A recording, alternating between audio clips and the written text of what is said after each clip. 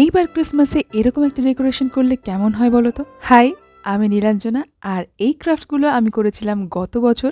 প্রত্যেকটা ক্রাফটের ভিডিওই রিলসে দেওয়া ছিল, তবে বড় ভিডিও আকারে এই প্রথমবারই দিচ্ছি। তো যারা আগে ভিডিওগুলো দেখেছো তারা এই ভিডিওটা স্কিপ করতেই পারো, তবে যারা দেখোনি তারা এই ভিডিওটা দেখে নাও।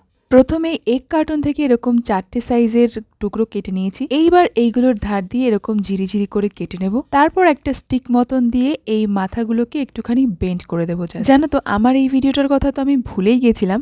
সেই দিনকে হঠাৎ মনে পড়লো আমার টাইম লাইনে আসা এক কার্টুন দিয়ে এই ক্রিসমাস ট্রি বানানো দেখে। হঠাৎ করে মাথায় এলো, আরে আমিও তো গত বছর বানিয়েছিলাম। তো যাই হোক, এইভাবে কিছু জায়গায় হলুদ আর কিছু জায়গায় সবুজ দিয়ে রঙগুলো করে নিয়েছি। আর গাছের বডিটা বানানোর জন্য আমি এখানে ইউজ করেছিলাম ফাঁকা রিলের, মানে সুতোর যে রিলটা থাকে সেইটা। এরপর নিয়েছিলাম একটা কাঠি, ওটাতে আঠা লাগিয়ে এইভাবে এক কার্টুনগুলোকে সেট করে দিয়েছিলাম। তখন নির্ঘাত আমার কাছে B7000 গ্লুটা ছিল না, কারণ ওই গ্লুটা দিয়ে এইসব কাজ খুব সহজেই হয়ে যায়। আর আমাকে এখানে ফেভিকল দিয়ে বেশ অনেকক্ষণ জিনিসগুলো সেট করে ধরে রাখতে হয়েছিল।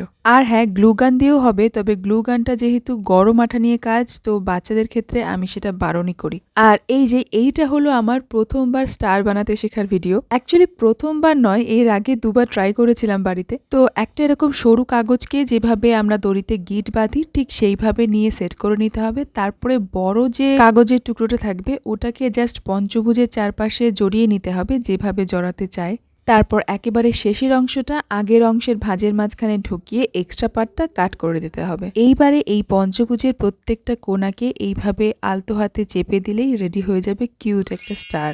এরপর খেয়াল করে দেখবে স্টারের একটা সাইড একটুখানি খারাপ দেখতে হয়, তো ওটাকে আমি এরকম ভাবে বসিয়ে নিয়েছি যাতে ভিজিবল না হয়। এবারে স্নো এফেক্ট দেওয়ার জন্য সাদা রং একটা টুথব্রাশ দিয়ে এইভাবে স্প্রে করে নিয়েছিলাম। আর এটাকে ডেকোরেট করার জন্য আমি এখানে ইউজ করেছিলাম 3D যে লাইনার গুলো হয় ওইগুলো। এর জায়গায় তোমরা টিপও ইউজ করতে পারো কিন্তু। তো এভাবে রেডি হয়ে গেল আমার ক্রিসমাস ট্রি। আমার কাছে তো এটা খুবই সুন্দর লেগেছিল, আর এই ভিডিওটা যারা আগে দেখেছিল তাদেরও খুব পছন্দ হয়েছিল।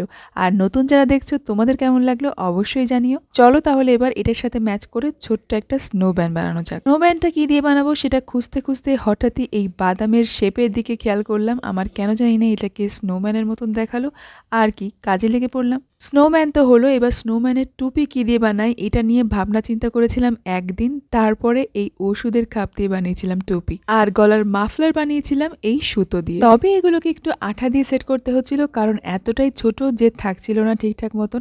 আমার যতটুকু মনে পড়ছে এই স্নোম্যানটা আমি রাত্রেবেলা বানিয়েছিলাম। এর সঙ্গে আরো একটা ব্লু কালারের মাফলার পরা স্নোম্যান ছিল, এই যে এইটা।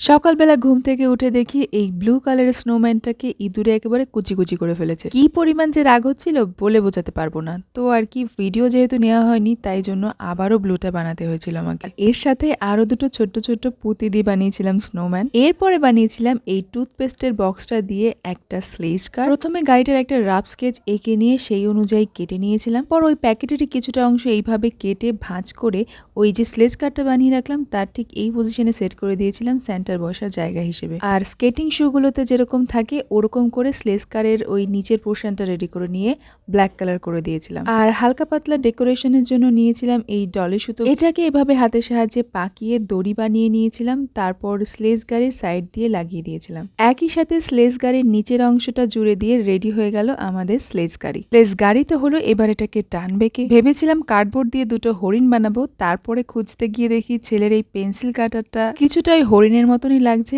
এটাকে সম্ভবত ইউনিকর্ন বলে, এর ড্রেস পরানো ছিল সেগুলোকে খুলে দিয়েছি। তো সব তো হলো, এইবার প্রয়োজন একটা ছোট্ট স্যান্টা। তো এই স্যান্টাটা বানিয়েছিলাম এই আই ড্রপের কৌটোটা দিয়ে। এটার পায়ের অংশটার জন্য বোতলটার নিচের দিকটা এইভাবে একটু কেটে নিয়েছিলাম। তবে আমি বলবো এভাবে না করে শুধু মুখটা দিয়ে স্যান্টা ক্লজের বডিটা বানিয়ে নিচের অংশ এরকম যেভাবে আমি হাত বানাচ্ছি স্যান্টা ক্লজের, দুটো স্ট্রয়ের টুকরোর চারপাশে উল জড়িয়ে ঠিক সেম ভাবে পা দুটোও করে নিও, এতে অনেকটাই সুবিধা হবে। আমি পুরো কাজটাই উল দিয়ে করতে চাইছিলাম তাই এইভাবে মুখটা বানিয়েছিলাম। তবে তোমরা কিন্তু এই জায়গাটাতে ক্লেও ইউজ করতে পারো। আমার তো মনে হয় ফেসটা এভাবে উল দিয়ে না করে ওইভাবে যদি আমি ক্লে ইউজ করতাম, সুপার ক্লে গুলো, তাহলে দেখতে অনেক বেশি কিউট লাগতো। আর এখানে স্যান্টার দাড়ি, গোফ, চুল এগুলো আমি নর্মাল যে কটন গুলো হয় সেগুলো দিয়ে বানিয়েছি। আর টুপির জন্য নিয়েছিলাম এক টুকরো কাপড় আর সেই বানিয়ে রাখা দড়িটা। আর টুপির এন্ডে দিয়ে দিয়েছিলাম সাদা রঙের একটা পুঁতি। হাত আর জুতোগুলো আমি নর্মালি উল ছোট্ট করে গোল করে পাকিয়ে নিয়ে বানিয়েছিলাম। তো ফাইনালি ক্রিসমাসের মিনিয়েচার ডেকোরেশন কমপ্লিট। এই পুরো সেটআপটার মধ্যে পেছনের ওই স্নোফ্লেক্স ইয়ারিং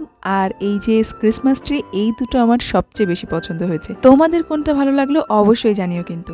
আর এইবার ক্রিসমাসে তোমরা কে কি বানালে সেটাও আমাকে জানিও। তাই আজকের মতন আসি, দেখা হবে নেক্সট কোনো ভিডিওতে নতুন কোনো ক্রাফটের সাথে। ততক্ষণ ভালো থেকো, সুস্থ থেকো আর ক্রিসমাসে অনেক অনেক কেক খেও।